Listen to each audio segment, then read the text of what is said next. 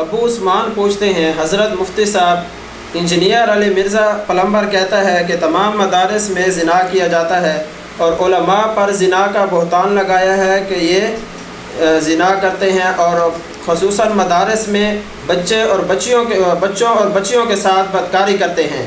آخر یہ بہتان ہے یا کچھ اور ہے؟ برائے کرم تفصیل سے بتا دیں۔ انا للہ و انا الیہ راجعون۔ تعصب میں بیچارہ اندھا ہو چکا ہے۔ مرزا صاحب کو کہیں کہ آنکھیں کھول کر بات کریں، کیونکہ اگر آنکھیں ہوں بند تو پھر دن بھی رات ہے۔ اس میں بھلا کیا قصور ہے آفتاب کا؟ ساون کا اندھا ہر وقت اس کو ہریالی نظر آتی رہے گی۔ یہ برائی دنیا کے کس کونے میں مجھے بتائیں؟ آپ کسی پر الزام دینے کی بات کریں گے تو آپ کے پاس گواہ ہونے چاہیے۔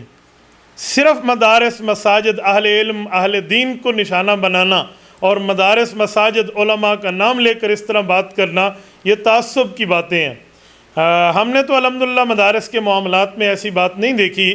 مرزا صاحب نشاندہی فرما دیں تو میرے خیال میں سامنے آ جائے گا۔ مجھے تو نہیں لگتا مرزا صاحب پڑھے تھے، وہ خود مدرسے میں اپنی پڑھنے کی نفی کرتے ہیں۔ شاید بچپن میں ان کے ساتھ اگر اس طرح کی کوئی زیادتی ہوئی ہے تو میں اس کو کنڈیم کرتا ہوں، غلط ہے۔ جس نے کیا ہے اس نے بہت برا کام کیا ہے۔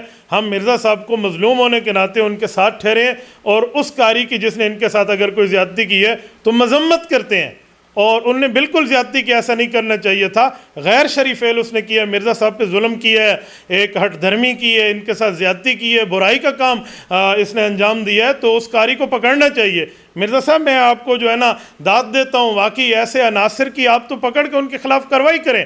ہو سکے تو اگر وہ نہ مانے تو آپ اپنے ڈی این اے ٹیسٹ کرا کر بتا دیں تاکہ معاملہ کھل کے سامنے آ جائے۔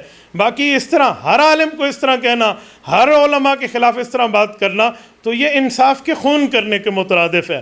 دیکھو اگر اسکول میں کوئی اکا دکا اس طرح کے زیادتی کے واقعات ہو جاتے ہیں تو تمام ٹیچرز کے خلاف، ہیڈ ماسٹر کے خلاف، فار ماسٹر کے خلاف، پرنسپل کے خلاف، وائس چانسلر کے خلاف زبان کھولنا اور سب کو ایک ہی لائن میں ہانک دینا، یہ ناجائز بھی ہے اور انصاف کا خون بھی ہے۔ اسی طرح اگر کسی اکا دکا کاری نے آپ کے ساتھ بچپن میں اگر اس طرح کر بھی لیا ہے تو میں آپ کے غم میں شریک ہوں کہ آپ کا غم خار ضرور ہوں، لیکن اس وجہ سے آپ اس کاری کے بوجھ کی وجہ سے جو آپ کے ساتھ ایک غلط فعل سر انجام دے رہا ہے تو اس کی وجہ سے آپ سب کو ایسے نہ کہیں۔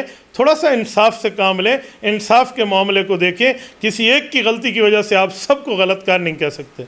تبارك الذي نزل الفرقان على عبده ليكون للعالمين نذيرا